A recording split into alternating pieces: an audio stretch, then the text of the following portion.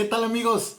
El día de hoy vamos a hablar de planeación financiera laboral contra el COVID-19 para empresarios.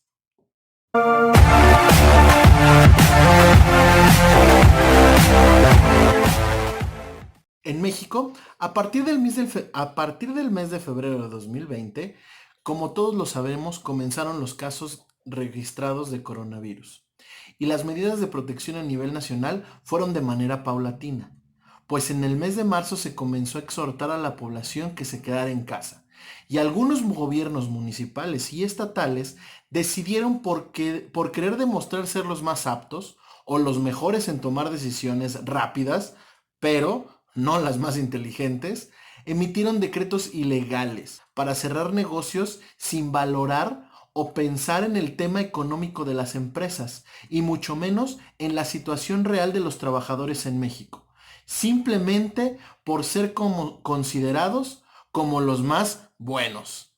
Obvio, con fines electoreros. Pararon la actividad económica de muchas empresas y de muchos trabajadores. En el gobierno federal veíamos a un especialista llamado Hugo López Gatell que exhortaba a las personas a que se quedaran en casa. Y por otro lado, veíamos a un presidente llamado Andrés Manuel López Obrador que se pasaba por el arco del triunfo todas las recomendaciones del subsecretario de Salud en México. Sin embargo, no fue sino hasta el 31 de marzo que el gobierno federal decidió poner la medida de quédate en casa de una manera más estricta, pues publicó en el Diario Oficial de la Federación un decreto por el cual mencionaba que solamente los trabajadores o las empresas con actividades prioritarias eran las que seguirían con sus mismas condiciones laborales, pero que las empresas que no entraran en la lista debían de parar actividades de manera inmediata. Por cierto, un decreto que a todas luces es ilegal. En ese sentido, nació la incertidumbre generada por las autoridades en México. Esto hablando desde nivel federal, estatal y municipal, pues mientras unos decían una cosa, salían otros y se desdecían. Y así llegamos a una situación, inclusive que muchos mexicanos actualmente piensan que el virus no existe.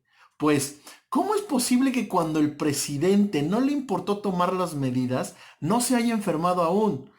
¿Acaso es inmune al virus? ¿O su detente sagrado corazón de Jesús sí funciona contra el coronavirus? En ese orden de ideas, es que hasta el día de hoy, pocos gobiernos son los que en verdad se han preocupado por el sector financiero y económico de México, pues sus ayudas que exhiben en redes sociales parecen más con fines de generar popularidad y electoreros, preparándose para las próximas elecciones.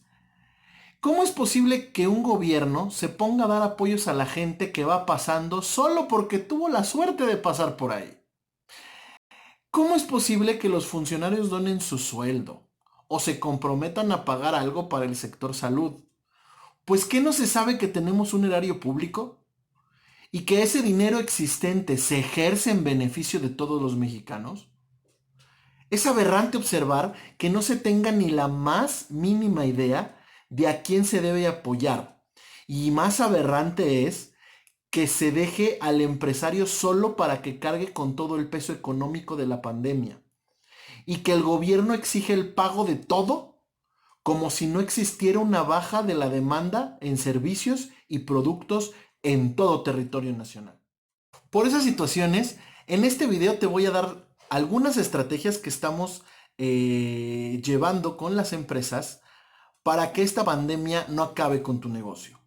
Pues nuestro actual gobierno federal nos había dicho que las medidas de quedarnos en casa solamente iban a ser por 30 días y ahora resulta que ya nos salieron que serán por 60 días.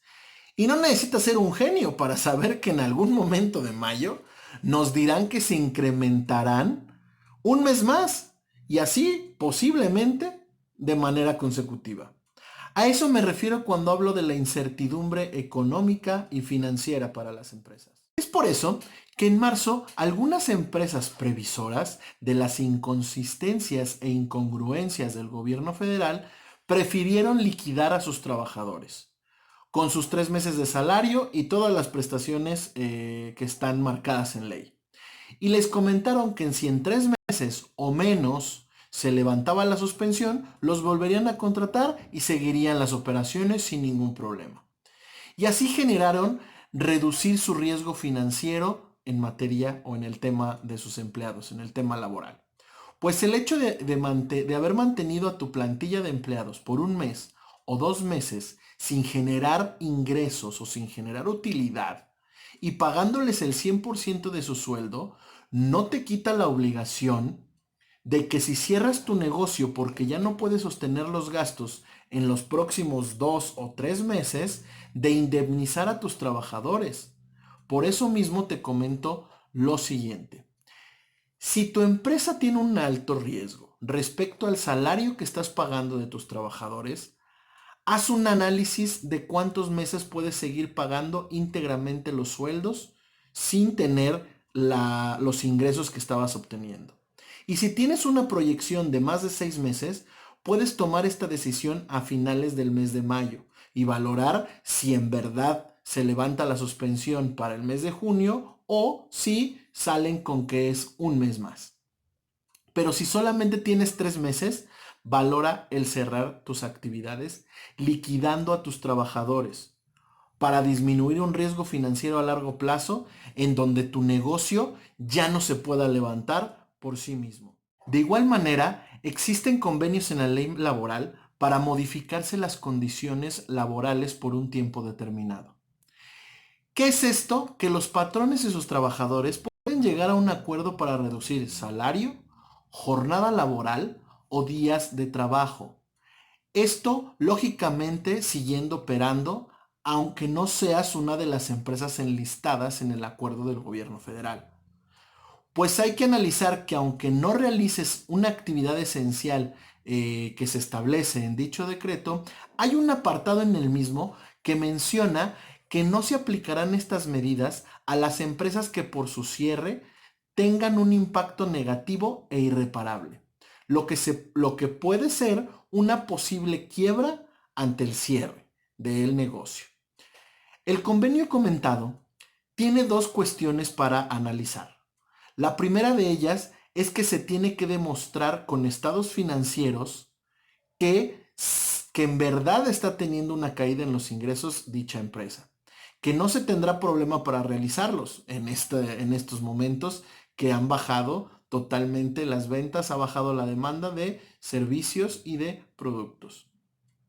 Y la segunda es que se registra ante la Junta de Conciliación y Arbitraje de tu estado, que de esta manera te da una herramienta para cuando el gobierno quiera clausurarte tu actividad por no ser de una de las actividades indispensables o esenciales, demuestres que necesitas seguir operando, pues de lo contrario, tu empresa se puede ir a la quiebra y tendrá un efecto irreversible. Y esa es la parte medular para poder seguir operando. Estas medidas, a pesar de poner en condiciones un poco violentas a los trabajadores, son benéficas para todos. Pues con estas medidas se trata de que las empresas sobrevivan a la pandemia y que los trabajadores tengan sustento, trabajo y poder económico para poder subsistir estos meses que vamos comenzando.